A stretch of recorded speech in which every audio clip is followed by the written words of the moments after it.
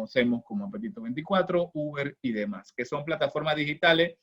que generan un servicio de conexión entre un negocio o un consumidor con otro consumidor que requiere, que es el caso, por ejemplo, de las plataformas como es el caso de Apetito 24, en la cual yo a través de esa plataforma yo adquiero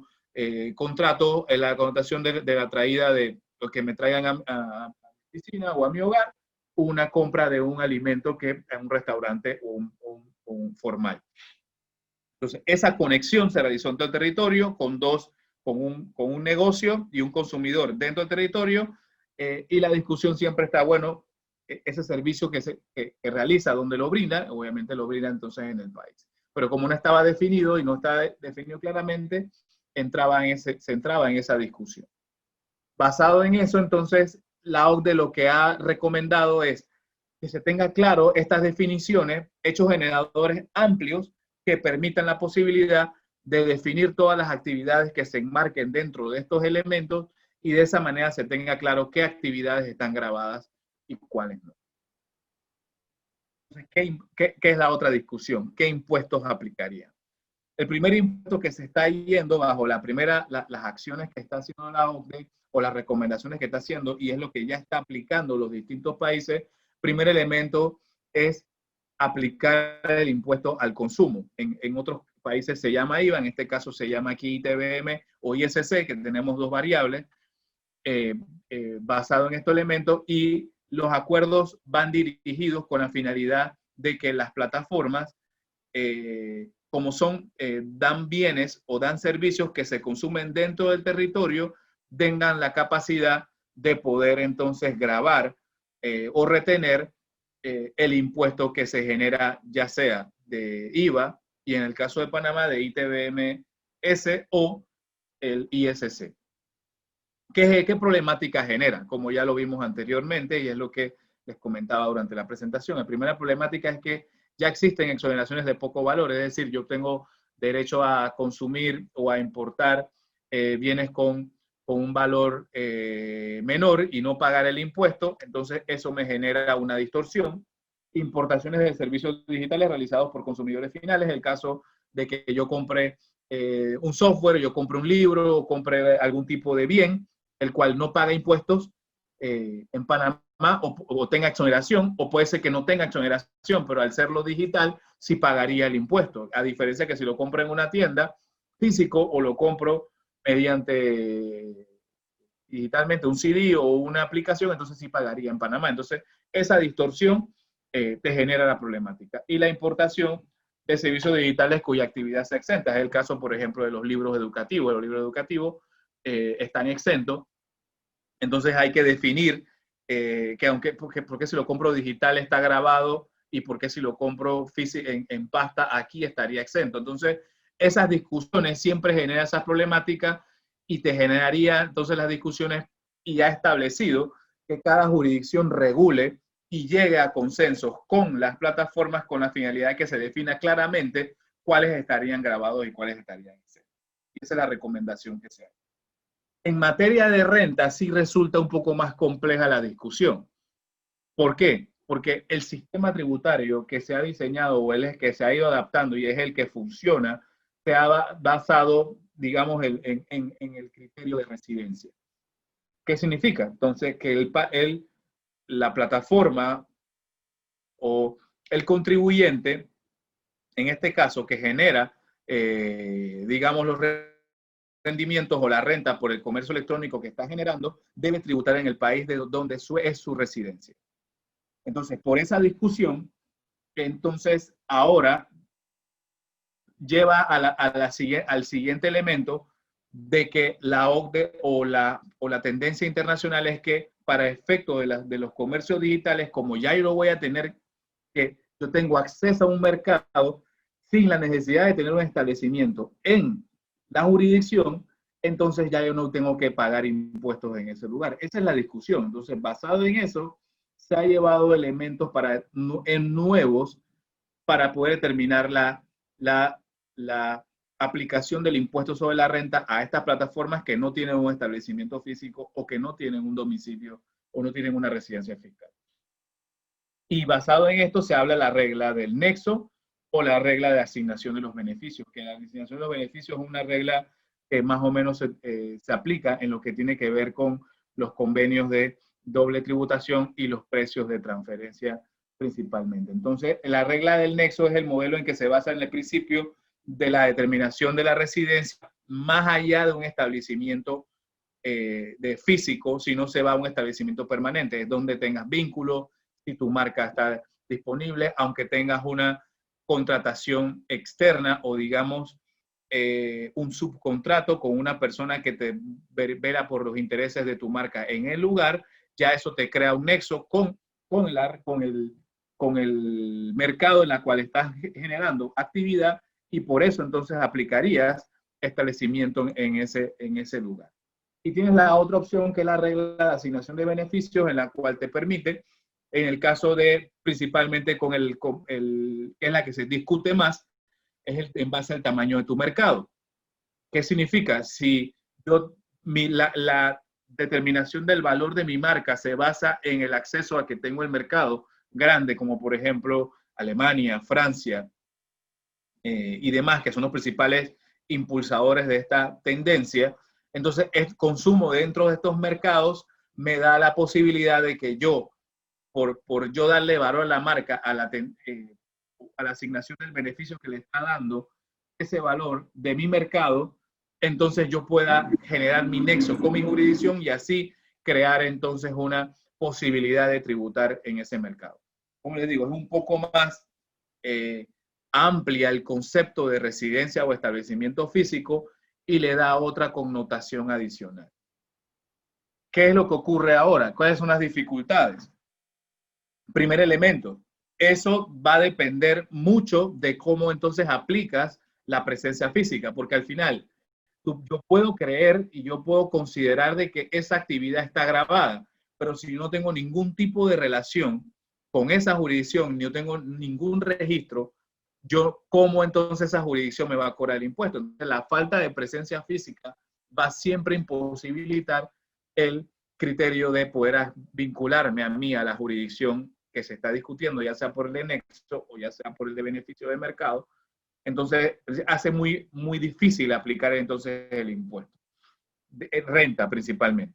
La asignación de ingresos por activos intangibles, es decir, cómo yo determino realmente el valor del intangible en base al mercado, los aportes de clientes, cómo determina que el consumo de mis clientes aplica entonces el valor de mi marca. Entonces, todos esos elementos, como ya se vuelven un poco subjetivos, de alguna manera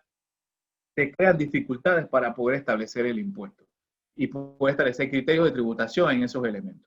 Basado en estos elementos, entonces la OCDE y digamos el Banco Mundial, pero principalmente la OCDE, ha establecido criterios para que determinen en la renta. Y por eso han dejado la renta en una segunda, digamos, instancia a que los países lleguen a acuerdos, principalmente respetando los convenios de tributarios entre cada país. Medidas temporales, se hagan acuerdos globales, medidas deben ser focalizadas. ¿Por qué las medidas deben ser focalizadas? Deben estar claramente establecidas, deben tener la definición clara y establecer acuerdos directamente con las plataformas que le permitan llegar entonces a un consenso y establecer el gravamen, que como dice que el gravamen no es un gravamen excesivo, sino que es un gravamen consecuente con el mercado y consecuente con la utilidad que genera la operación en ese mercado. Minimizar el impacto en la creación de las empresas y el registro puede ser, sí, siempre cuando pensamos en el gravamen del impuesto sobre la renta, pensamos en las grandes. Pensamos en Google, pensamos en Amazon, pensamos en Netflix, pensamos en las grandes, en las grandes corporaciones, Facebook y demás, pero realmente al hacer una regulación de este tipo, tendremos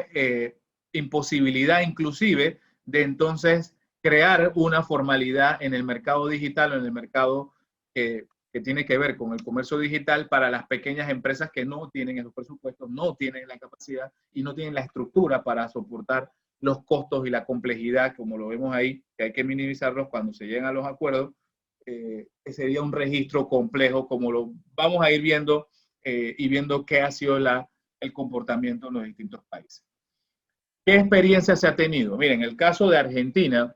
es un caso, fue uno de los primeros que entró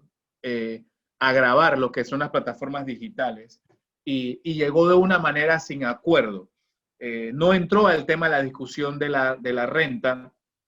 sino entró principalmente al IVA y estableció el medio de recaudación como con agentes de retención. ¿Qué aplica? Simplemente estableció códigos o estableció los IP o estableció las condiciones de que todas las tarjetas, todos los consumos que pasaran por las tarjetas de crédito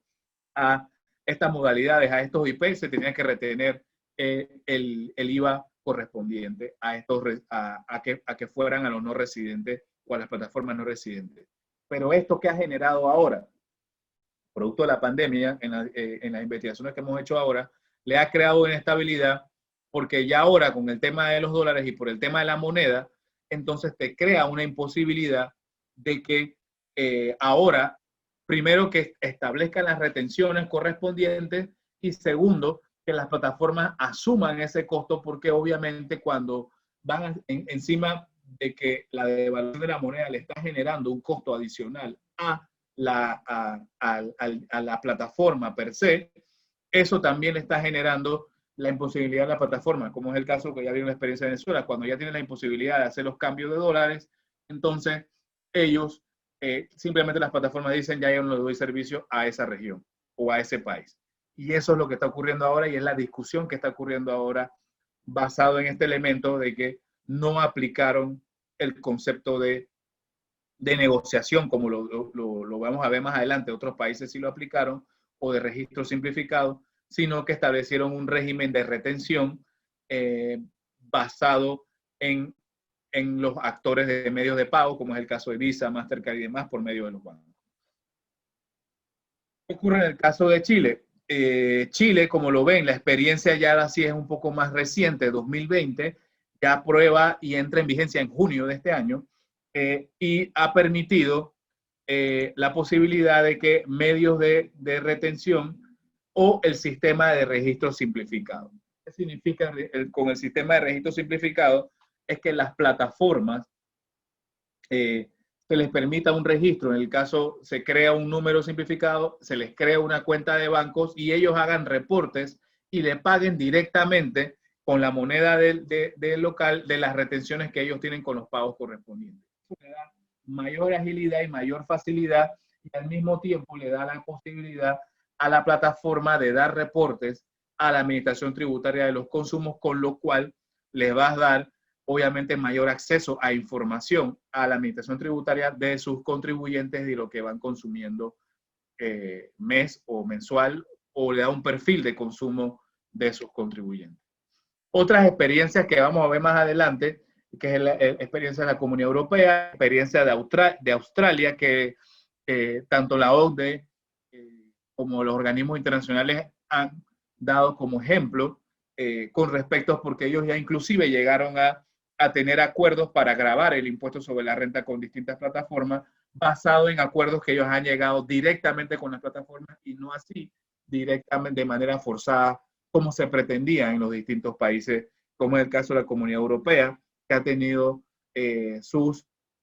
deficiencias en aprobación de la legislación, que la han aprobado, pero su aplicación ha sido compleja, producto de, como ya lo vimos en la introducción, las plataformas, las más grandes, están ubicadas en Estados Unidos, con lo cual ya Estados Unidos ya ha hecho varios comunicados sobre este tema, en la cual dice que la aplicación del impuesto sobre la renta a sus residentes, basado en criterios que no han sido negociados, se le aplicará medidas de retorsión por parte del gobierno de Estados Unidos. Entonces, esto crea la discusión y es lo que se está discutiendo actualmente, no en materia de selectivo al consumo, porque ya es una norma que se encuentra vigente en distintos países, como lo hemos visto, y ahora vamos a ver una gráfica que nos muestra cómo es la aplicación, sino que adicionalmente es en materia de renta en la cual se encuentra, digamos, en discusión actualmente. La discusión se encuentra en una modalidad de intercambio de información y buscando consensos. La idea de la OCDE es que exista una un consenso a partir de junio del otro año, pero la verdad lo veo complicado, todo va a depender, ya esto es un tema político y creo que la pandemia ha acelerado un poco más a que no se llegue a un consenso en esta materia. Avances, como lo veo en el marco de la tributación, como lo ven los países que ya han implementado, en el caso de América Latina, Argentina, Chile, Colombia, Costa Rica, Paraguay, Uruguay, México también. Y como ven, en el caso de Argentina, a diferencia de los otros países, existe, por ejemplo, en proceso de discusión, en el caso de Paraguay y Costa Rica, en los cuales no está vigente. En el caso de Argentina, como les dije, hay una posibilidad grande de que suspendan la aplicación, pero ya es una medida más que todo económica, producto de la deficiencia que tienen en el pago a las plataformas por la medida de retención. Pero, por ejemplo, el caso de Chile y el caso de Australia, como les decía, como ven, Australia permite, al igual que Canadá, la inscripción de los proveedores, que es la modalidad. Más que aplicar la retención, habla de la inscripción de proveedores, con lo que les da la posibilidad a las plataformas que con un registro simplificado hagan el registro correspondiente para que entonces con ellos hagan su propio pago sobre las retenciones que realizaron mes a mes a sus consumidores. Como les decía, la ventaja de la aplicación de este tipo de modalidad es que les permite a la administración tributaria no solamente tener la recaudación efectiva, sino obtener información por parte de las plataformas del perfil de consumo de esos contribuyentes, lo cual le da obviamente una mayor gama de posibilidades en la fiscalización y de análisis que podría dar las herramientas. Y como ven, las definiciones o los criterios de consumo, el caso de Chile, el caso de Australia, el caso de Chile principalmente las medidas que se han aplicado y el caso de Costa Rica son medidas un poco las definiciones más amplias que les da la posibilidad de poder establecer consumo claro en base a el lugar, por ejemplo, el IP, la información bancaria, o sea, los lugares que le determinan claramente que el consumo se dio en el territorio del lugar donde se llegó al acuerdo, donde se está estableciendo la retención. Entonces, todos esos elementos o criterios son muy importantes tenerlos claros. A diferencia, como por ejemplo que te decía, el caso de Argentina, cuando dejas algo muy amplio y dejas la posibilidad a que solamente se establezca el consumo y aplica bajo la retención, le das un criterio más amplio o le das una obligación al sistema del medio de pago a aplicar retenciones. Todo lo que se compra por digital estaría grabado. Entonces, eso te crea una distorsión significativa porque puede ser que tengas actividades exentas por la misma naturaleza de la transacción que realizaste. Entonces, como lo ven, ahí establecen el número de identificación, evidencia razonable reunida por el proveedor. O sea, busca, en el caso, como vieron, de Colombia, en el caso de Chile, es importante determinar que el criterio no les aplica. O sea, es muy simplificado en la reportería que se le da a la administración tributaria. No tienes que darme RUC, no tienes que darme información. Yo simplemente nada más con la información de retención y con el nombre, yo me encargo de encontrar la fiscalización. En el caso de Australia es un poco más amplio y le da la posibilidad de que ellos tengan evidencia del consumo del contribuyente en la plataforma y el perfil. Entonces, por eso el ejemplo de Australia, como ven, es mucho más significativo con respecto a la reportería, al respecto de datos, al respecto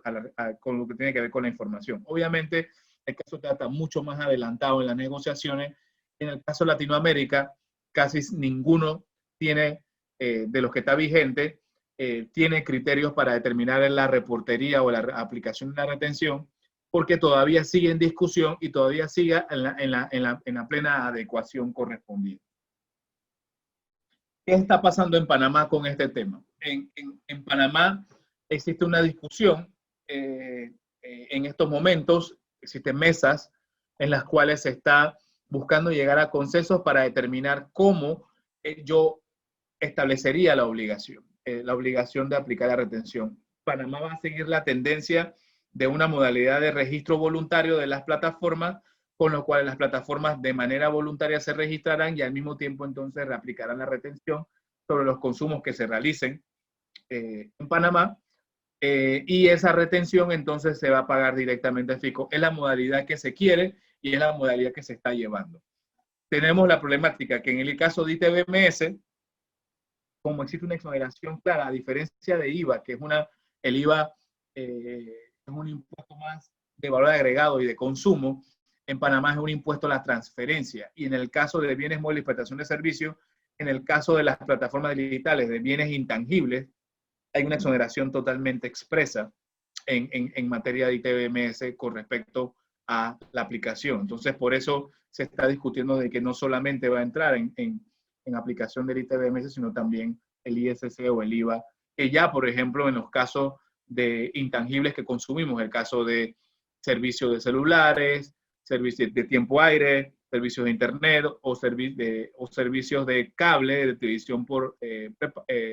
cable, ya se paga un impuesto de selectivo de consumo por este tipo de actividades. Entonces, en materia de renta,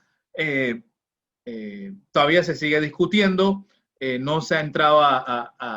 de lleno a discutir ese tema. Pusimos esta aplicación, esos dos ejemplos, como ven ahí, de esos dos loguitos de Uber y Apetito 24, porque de alguna manera existe una diferencia con respecto al tipo de servicio que brindan, como ya vimos en las definiciones anteriores de la definición del tipo de plataforma, porque en el caso de las plataformas que permiten la conexión dentro del mercado local, obviamente ahí existe una posibilidad de grabar o de aplicar el impuesto sobre la renta, principalmente por el tema de residencia y principalmente por el tema de dónde se presta el servicio, bajo el criterio de fuente. Como ya les decía, eso va a variar con cada país, porque Panamá es uno de los pocos que sigue todavía el principio de territorialidad de la fuente. Los otros países siguen criterios en los cuales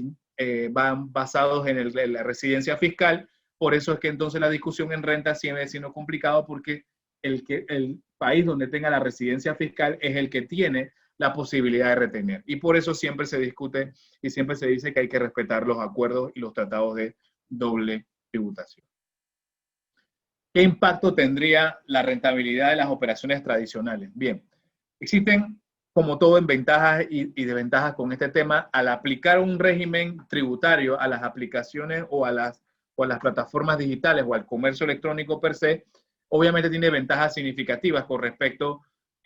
a, uno, primero, la estimulación y el mayor incremento en lo que es la posibilidad de formalizar negocios digitales, con lo cual obviamente tendrías un acceso a mayor mercado, no solamente el mercado local, normalmente es el mercado que se circunscribe a tu residencia o a tu establecimiento, sino que tendrías mayor capacidad, un mercado un poco más amplio, obviamente entrando a la plataforma o entrando a un mercado inclusive internacional. La disminución de costos operacionales, obviamente no teniendo un establecimiento permanente, disminuyen tus costos significativos, porque no tendrías que pagar local, no tienes que pagar una serie inclusive en mano personal. Incremento la productividad del margen, obviamente disminuir tus costos, tienes más posibilidades de incrementar la productividad, tener mayor acceso a las ventas y tener un mayor margen. Y la transparencia, obviamente aplicando una posibilidad de tener un régimen tributario, digamos, claro, transparente y amplio, le da posibilidad de que las empresas de este tipo se formalicen, haya mayor transparencia, haya mayor acceso a la información y tengas una operativa, digamos, no oscura. En el caso desventajas, sí, va a haber obviamente una disminución de mano de obra, una afectación en el sector inmobiliario, porque ya no necesitas un gran establecimiento para poder tener acceso. Tendría el mercado y el consumo se está direccionando a otro tipo de posibilidades, con lo cual entonces todos estos elementos se van a ir afectando. Hay posibilidades de fraudes también, ese es el tema, por eso que también es importante de que se tenga muy claro de que tienes que tener mucho cuidado, establecer hacer compras bajo páginas o bajo plataformas en las cuales estén debidamente establecidas, debidamente autorizadas, y que te den una garantía de acceso y de la información que tiene tuya, pero al mismo tiempo tengas tú acceso a la información de que ellos puedan dar con respecto al bien que estás consumiendo, ¿no? Problemas de logística y entrega, como estamos migrando y estamos de manera muy rápida a este sector,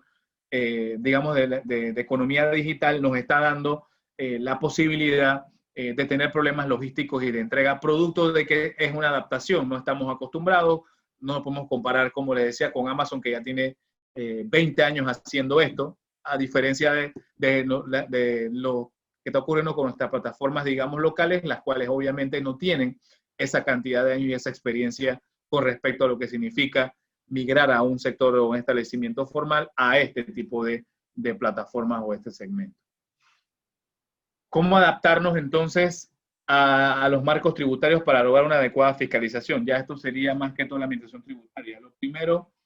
que la obligación tributaria debe ser clara. El hecho imponible o la base que genera la obligación de retener o pagar el impuesto debe ser bien claro, como lo vimos hace un momento. Por eso que las definiciones que recomienda la OCDE, como lo hemos visto, son definiciones de manera muy generales y específicas y amplias, que permitan entonces la mayor adaptación de muchas plataformas para la aplicación del criterio del régimen tributario aplicable a ese tipo de plataforma o comercio electrónico. Un registro simplificado. La recomendación que se ha dado es que es más efectivo un registro simplificado llegando a acuerdos con la plataforma que crea un régimen de retención que al final no se adecue a la retención correspondiente, porque te crea un vacío con respecto a otras modalidades de pago, las cuales no entrarían al sistema tradicional de medios de pago. Por ejemplo, cuando es con tarjeta o acreditación a cuenta, no hay ningún problema. Pero ¿qué pasa cuando utiliza algún medio de pago no habitual, como monederos, no mercados locales o tarjetas que no son del mercado local, tarjetas internacionales? Entonces, eso te restringe la posibilidad de fiscalización y recaudación, te crea vacíos. Por eso que se permite o se recomienda, perdón, el registro simplificado de las partes actoras del comercio electrónico, que le permita dar mayor capacidad de intercambio de información y de cumplir las obligaciones correspondientes. Crear bases de datos efectivas. Obviamente, al permitir esta posibilidad de intercambio de información con las plataformas digitales, entre la información sea más simplificada, le va a permitir, obviamente, a la administración tributaria acceder a información para hacer cruces y establecer perfiles de consumo, como ya lo hemos establecido. Hacer plataformas digitales entre los recaudadores y agentes de retención, como también les decía, las plataformas digitales que permitan el acceder a la información y que permitan también que estas plataformas digitales puedan registrar y crear cuentas en el mercado local y en la moneda de cada país, de manera de que se eviten todo lo que son las restricciones de moneda, de divisas y todas las complicaciones que ya, como lo hemos visto, la experiencia que se ha tenido en Argentina, de que esto ha creado mucha complicación debido a las devaluaciones y debido a todo lo que genera el tema de las divisas. Efectos para los contribuyentes a la medida que regula la economía digital, aumento de los costos. Obviamente, al tributar y establecer un impuesto para el intercambio por medio del comercio electrónico, eso va a dar incremento en los costos, porque lo que no pagábamos antes, ahora si sea un 7 o un 10 o un 5, lo que se establezca, entonces va a ser un 5 más caro, o un 10 más caro, un 7 más caro, basado en este elemento de que obviamente se va a incrementar el costo correspondiente. ¿Tendríamos distorsiones en el mercado? Puede ser, sí, porque obviamente al formalizarlo, dependiendo de los costos, puede ser entonces que los establecimientos formales que no migran y no se adaptan al cambio o al estilo del consumo, te puede crear distorsiones en el mercado, puede crearte una competitividad con respecto a los mercados o a los establecimientos establecidos con respecto a los que no están establecidos. Agilidad en la formalización del negocio, teniendo una propuesta en la cual se establezca un régimen simplificado, te va a dar la posibilidad de intercambio de información y adicionalmente te va a dar la posibilidad de agilizar en la formalización de los negocios correspondientes, teniendo digamos, un comercio transparente, con el intercambio y las bases de datos correspondientes. Pérdida de la capacidad de las administraciones tributarias, sí, también hay una posibilidad de la pérdida de recaudación, producto de que puede existir, como lo vemos allá, un mercado en los cuales los contribuyentes no se registren, y si yo no tengo un acuerdo, o como administración, si la administración no tiene un acuerdo con las plataformas y no le da el intercambio de sus clientes y de sus proveedores,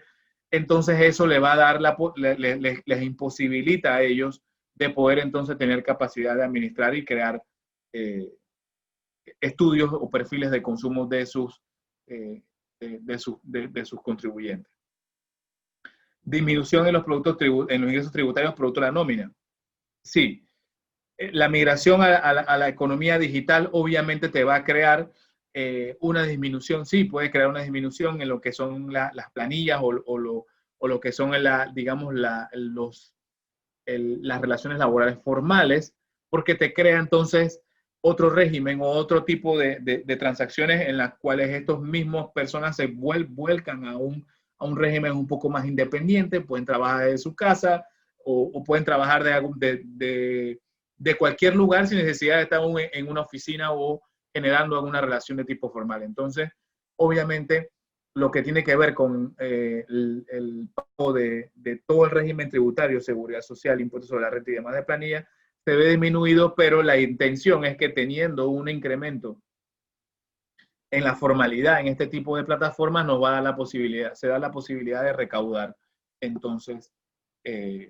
bajo estas plataformas y debería compensarse una con otra. Pero sí existe un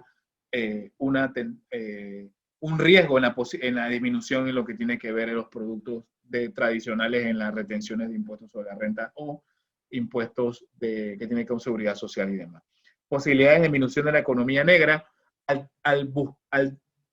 llevar la formalidad y a tener intercambio de información de acceso, de consumo y perfiles de consumo, obviamente eso hace que exista la posibilidad de un incremento de la economía formal y obligación o una tendencia a formalizarse a los contribuyentes, siempre y cuando se cumpla con la posibilidad de que sea ágil y sea simplificado el registro y que sea más sencillo entrar a la economía formal y tener acceso a otro tipo de servicios o beneficios que simplemente estar, digamos, en una economía informal o en una economía negra, como se habla. ¿Qué conclusiones podemos llegar? Tributar o crear un régimen tributario simplificado, transparente,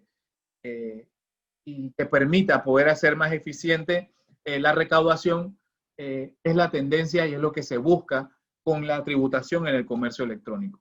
La determinación del sujeto pasivo tiene que ser bien claro, tiene que establecerse claramente cuándo ocurre la obligación de retener, en el caso principal de los que son B2B o B2C. La discusión sobre los elementos de residencia y en materia y el mercado de impuestos, en materia de impuestos sobre la renta, esta es una discusión que no ha terminado, va a seguirse discutiendo, pero mientras se discute, pienso que lo que va a ocurrir es que se va a llegar a acuerdos de manera anticipada basado en el elemento de que las administraciones tributarias van a llegar a acuerdos con respecto a tasas, digamos, razonables, efectivas, que le permitan entonces a estos contribuyentes poder, plataformas, entiéndase, pagar un impuesto acorde a lo que generan o al rendimiento que generan dentro de su actividad. Efectividad en el cobro de los medios y suministro de información, obviamente teniendo un registro simplificado o la tendencia que se busca que exista un registro voluntario simplificado en las plataformas le va a dar mayor capacidad a las administraciones tributarias de poder cobrar y tener información. Y la definición de las actividades digitales es muy importante porque nos va a permitir tener claro cuáles son los medios y los mecanismos para poder establecer qué plataformas entrarían a la discusión sobre cuáles pagaría la retención, cuáles pagaría impuestos y entonces y cuáles no, o cuáles no aplicaría la retención. Eso sería a modo de conclusión. Estamos abiertos a las preguntas y gracias por prestarme atención en estos días, en esta presentación.